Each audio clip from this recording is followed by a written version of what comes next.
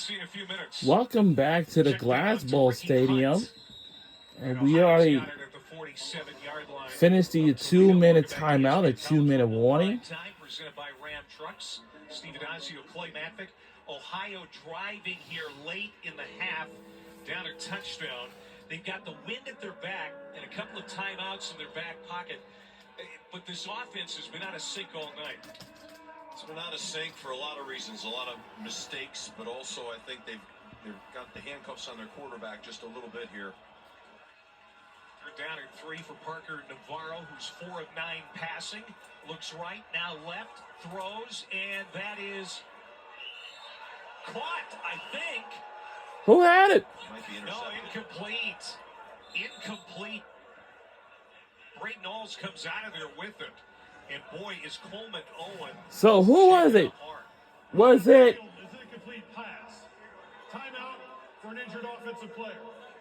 Oh my God, Toledo Rockets! What are you doing? Are you serious? He tugged his shirt right there. It looked like a PI initially, and then for a minute there, it almost looked like we had an interception, but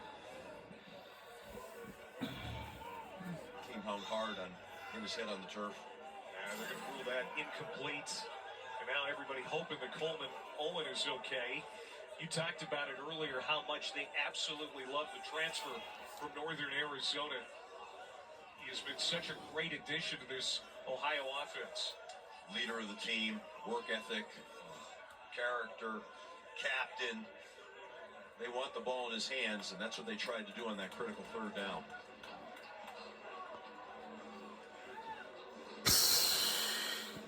So it's 4th and 3 now, Steve. 4th and 3. The way that this has been going, as much as you'd like to say go for this, I think you might punt this, put them on the long field, go into halftime, regroup, and say we're only down 7. It's a one-score game.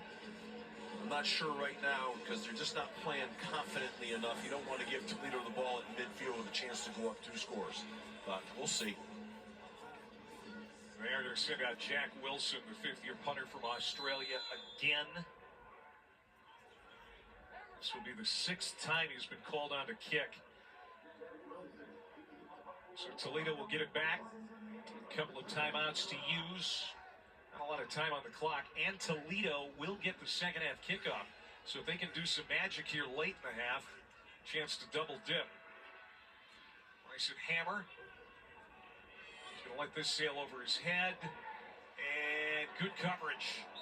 Whoa! At the 1-yard line. At the 1-yard line. Oh boy. 46-yard punt. Wow. That looks like. Here's our ESPN2 Friday night men's college basketball doubleheader. Cooper Flagg and number 12 Duke squaring off against Jake Bradley and number 17 Arizona at the McHale Center. Outstanding early season matchup at 10:30 Eastern. Then R.J. Davis leads North Carolina against 4-0 Hawaii. North Carolina number 10 Invitation Friday on ESPN2. Wow. That's going to be a midnight game. Oh, my goodness. Jeez. Uh-oh. Trying to march this team down with not a lot of time to do it. Penalty marker here. Ball start. Offense, number 34. Pelly's half distance to goal. First down.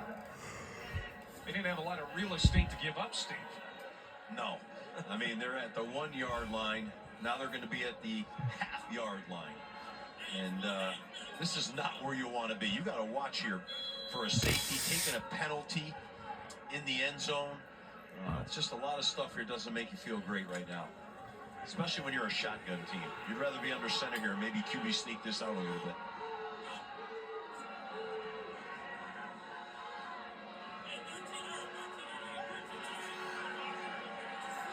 Play clock inside of 5. Come on. High snap to Gleason. He holds it. Oh, wow. Gets out of the end zone and slides down at the 8-yard line. Tucker Gleason said it before, a physical runner, and he gives this Toledo offense a breathing room as Ohio calls a timeout. Timeout, Ohio. Their second charge timeout of the half. It'll be a 30-second timeout. Gamecock operator, please reset the game clock to 55 seconds. 55 seconds, please. So I'll put a Thank couple you. of seconds back on the clock. You saw once again now, you see them keeping them down in their stance, and the center gunned that ball. That was a hard, high snap. The rhythm of those snaps is a little bit off.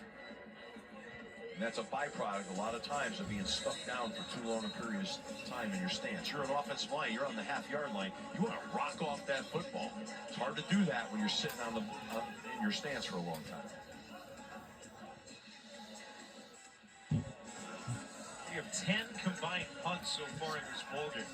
Yeah. This one scoring drive, that was the 7-play, 50-yard series for Toledo 2 possessions ago.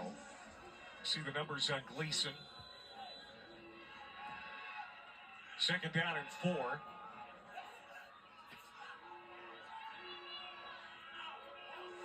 Two tight ends to the left. Gleason keeps it again, and he is going to be driven down.